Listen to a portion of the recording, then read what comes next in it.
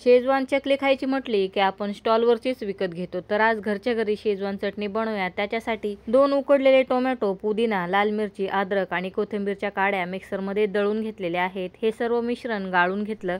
1 cup तांदूळचं पीठ, पाव cup सोयाबीनचं पीठ, लाल मिरची, आमचूर पावडर, चाट मसाला, काळं मीठ, साधं मीठ आणि मॅजिकचा मसाला सर्व मिक्स करायचं। 2 चमचे गरम तेल टाकायचं। आपण दळून ठेवलेलं टोमॅटोचं मिश्रण टाकायचं, मिक्स करायचं। थोडंसं गरम पाणी टाकून चकलीचं पीठ मळायचं आणि नूरवनच्या नोझलने किंवा चकलीच्या साच्याने चकली काढून घ्यायची। गरमागरम तेलामध्ये 5 ते 6 मिनिटं चांगला लाल कलर येईपर्यंत चकली तळून घ्यायची। एकदम कुरकुरीत चकली तयार आहे। वरतून मसाला लावण्यासाठी काळं मीठ, लाल मिरची पावडर, चाट मसाला आणि साधं मीठ मिक्स करायचं आणि चकलीला वरच्या साईडने लावून घ्यायचं। इथे मसालेदार शेजवान चकली तयार आहे। याचा फुल व्हिडिओ आपल्या चॅनलवरती पोस्ट केलेला आहे, जाऊन चेकआउट करू शकता।